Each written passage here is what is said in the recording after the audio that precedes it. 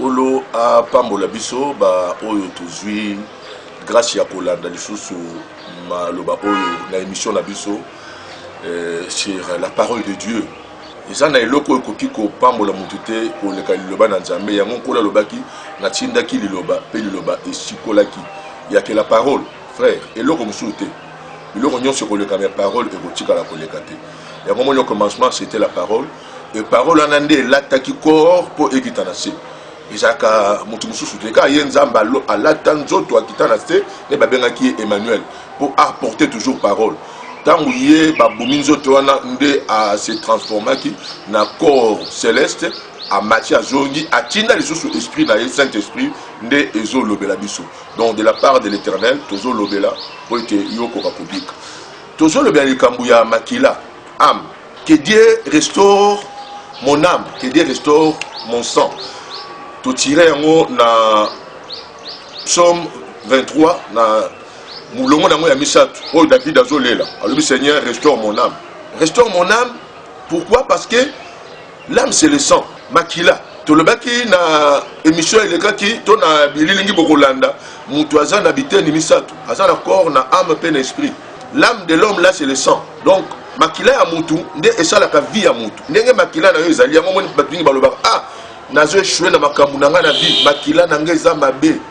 Makila mabe yango no moni tant makila eza mabe makambo zo réussir te omona mutu asali likambo bazo loba o penda makila mama na ye makila bakoko na ye neto ye kolobela likambo makila soki oye na église il faut olukaka ka Nzambe a restaurer makila na yo a changer makila na yo lokola année na biso eza année ya grâce et restauration neto zo lela ki Nkolo restaurer sang comment yo na âge na yo Nkolo bongo makambo nyonso zo simbaka te tout ce que tu as fait makambo simbaki soko tali malamu loba non makila nanga eza ndenge moko na ba membre ya famille na biso yango moni batu bazo kende il y a même des jeunes filles des jeunes garçons qui sont stoliki la jeunesse moni batu bazo mela na makila donc les gens sont dans les blocages des ordres à cause du sang. Alors eloni tozo lobela lelo to lobela que mutu asenga pardon pour na ba propre péché na ye. Pour que le sang est à la restaurer, il faut mutu aller là pour avoir propre péché. Oui, frère, la Bible c'est la repentance. La Bible c'est la confession. Or, tant que mutu a confessé, il a un lien au etikali na kati na nzoto na ye. Mais tant que mutu a se repentir, repentance c'est aller pour changer position, pour changer état moule, pour changer elobel, pour changer façon d'être. Il y a une repentance. Tandis que confession, ils a pour tout bela, pour le bamabe. Alors, le sujet de la Ezali demande pardon pour tes propres péchés. Tout autant dans la lamentation de Jérémie 3:39 na Zakotanga na Lombangu bazo le baboy. Lamentation 3 na 39e verset bazo le ba. Pourquoi l'homme vivant se plaindrait-il que chacun se plaigne de ses propres péchés? Pour nini muto ya zana bomoi akobanda kolela lela. Esengeli mutu nyonso alela pona oya ye masumu. Frère, il faut omitala omiyebi connais-toi toi-même kolinga te okene l'église okene ngomba bakende kolobela yo. Pour nini ba prophète ka ba lobela yo. Yemo ko za prophète ya bomoi na yo yebi ngo zo tambola.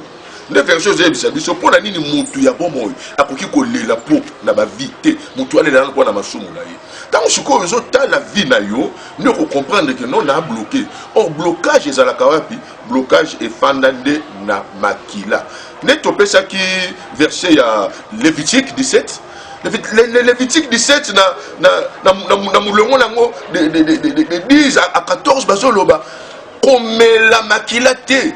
Parce que l'âme de l'homme se trouve dans son sang. Donc, quand la boyaki, mais la makila dans l'ancienne alliance. Tout ça bandel. Mais à comme la nouvelle alliance, elle dit non, il faut qu'on mette la makila. Dans Moukana, dans Jean 6, 53 à 56. Donc, il faut moutou ayeba qu'on mette la makila dans le colo pour makila oyaye et tika pour circuler, mais makila dans le colo et banda pour circuler. Oui, nous venons à l'église avec nos problèmes. Il y a que l'homme selon le cœur de l'Éternel qui était David, Bible Zoloba. Moutouana, abane kolela. Na bapsomo ya kuma bapsomo ebele. Alela toujours pour na vie na ye. Nzambe sungangai, Nzambe kambangai. Siko yo fani na ndako, osala kanini pour na état ya sana yo wana. tomoni l'homme spirituel Saoul. Saoul azoloba na mukana na Romain alobi que nalingaka kosala malamu mais nasala ka mabe. Soki nalingi ko agir bien nazomona nazo ko agir mabe. Aye ko mituna question alobi nani yango ko délivrer ngai na nzoto ya mabe. Frère, Paul ya kuma bepitre azolela pona délivrance na ye. Et bon moyo fani na ndako pona nini royate pona délivrance ya makila na yo. Vraiment il faut rejoindre biso. To banda ko lila ensemble, frère, to lila. Na mukanda na Esaïe 1 16 à 18. Yoka makamba komi kuna. Nazotanga Esaïe 1 16 à 18. Bible le Bible. Lavez-vous, purifiez-vous, ôtez de devant mes yeux la méchanceté de vos actions. Cessez de faire le mal, apprenez à faire le bien. Recherchez la justice, protégez l'opprimé, faites droit à l'orphelin, défendez la veuve. 18. Venez et plaidons, dit l'Éternel. Si vos péchés sont comme les cramoisis, ils deviendront blancs comme la neige. S'ils sont rouges comme la pourpre, ils deviendront comme la laine. Oh, kola lobi batubati kakosala mabe. Frère, mabe est un niveau moko okoyebate na mboka na biso pe na monde. Lelo to ya ba homme charnel na église comme tellement élevé. Ba homme animal ba j'appelle na église. Ba homme spirituel na église ba amuke. Alors tokosala de tout na lolenge nzamba so inspiré biso to présenter message oyo bien et ça là que on comprendre que tant que yo koyambola te po otika viwana pe olle la délivrance ya makila na yo au monde que makambo za la toujours bloqué mais faut te faire voir yo que non il faut oya l'église pour la restauration ya makila na yo yaka David alelaki Paul alelaki siko komi tout na biso tozana kati l'église tango tozo sambela tango kolo Yesu Kristo alobi ata makila na yo eza mutane lokola ngola ye akoya kobongisa ngo ate eza mungi lokola likala ye akoya kobongisa ngo. Donc Dieu est tellement c'est l'omnipotent yango babenga ngai omnipotent za la puissance oyo eti la kate lokola za pe présent l'omniprésent na kati l'église partout ya ba que l'air yozoya on invoqué ye alobi invoque moi je te répondrai et puis na collection makambo sika tango yozo fanda oyo makila na yo eza mabe même na bandoto na yo monolota kaka bato bakufa monolota makambuka ya mabe tango zolota bongo il faut comprendre pour la lisamukana na Job 33 14 à 17 que l'Éternel nous parle tantôt d'une manière tantôt d'une autre il nous parle tango tolali pour ayebisa biso makambu nini koya pour tolungwa frère na vie ya mabe na makila oyo eza changer te oyo eza restaurer te vie na yo eko avancer te yango moni commerce osalaka e marchaka te yango moni makambo nyonso oko banda na yo na $200 mais ezosila oko banda na yo musala il faut bakata yo oko banda na yo relation moko ya fiançailles il faut ekende musika te oko tikutu na mariage mais libala yango wana esili pona nini état ya makila na yo eza bien te. Alors tango tokokutana na yo tozo fanda ensemble l'église kono bakate que non une église mbala moko nzamba ati contacter non nzamba linga muta une église ayoki parole apprendre à komi kufanda l'église à komo sambela nzamba komo salela yango balobi okokoma mwana na nzambe processus ya devenir il faut devenir enfant de Dieu. Un enfant de Dieu c'est cette personne là spirituelle oyo azana moto na nzambe Saint-Esprit fandi na kati na ye makila na ye za changer nde komona makambo na ye pe comment changer. Alors ndenge nazo yebisa yo moko zolanda ozo comprendre que non makila na yo za un échec ebelé makila na yo za toujours na makambo ezo avancer te yango tozo benga yo oya ko rejoindre biso o senga pardon pour na ba propre péché na yo na yebi ke nzambe akozanga ko pambola yo te.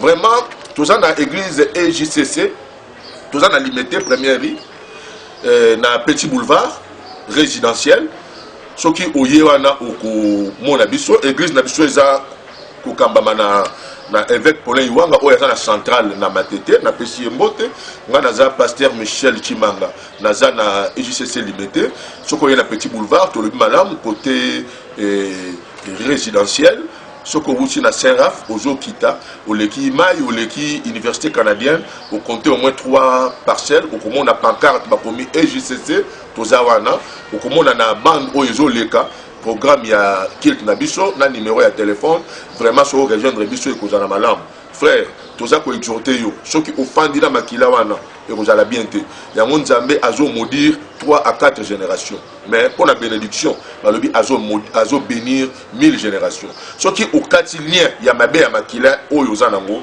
yeba ke progéniture na yo nyonso ba oyo nyonso bazoya na sima na yo ba ozala béni. Donc viens chercher vraiment ta délivrance. Délivrance c'est fait chamaka. Il faut mutie moko aller la pour na ba propre péché na ye nzambe akoka ko sunga yo. Tika ete vraiment yo oyo zo la biso place ozali o koka ko rejoindre biso pour nzambe akoka ko sunga yo to ko banda ko senga ba péché pardon pour na péché familial to kotika famille. Il faut toujours to sambela pour na ba famille na biso. Le ba famille na biso est tellement envoûté, tellement bloqué. Il y a un moment où tu banda pour senga pardon pour na ba propre péché familial et puis tu senga pardon pour na ba propre péché tant que tu ya ko leka tout ça la ba destruction il y a ba hôtel ou ba famille ba télémission parce que le ba famille belé ba sala ba pacte ba sala ba lien peut-être yo posa na au sala pacte au sala ba lien il faut oya o banda ko renoncer na ba pacte wana ba sala nzambe ba kozala pour na ko isolola na yo na yebi que mikolo yo est commis un peu difficile ba nzambe ba confesser mais l'église c'est la repentance et la confession. Viens nous rejoindre na yebi ke nzambe akosunga yo et pas nyonso pe bazoteya ba maloba oyo ya malamu boye faut kota peut-être pembe ya ndako na yo mona l'église au kota baté kota mikolo za mabe rachetons le temps car les jours sont mauvais.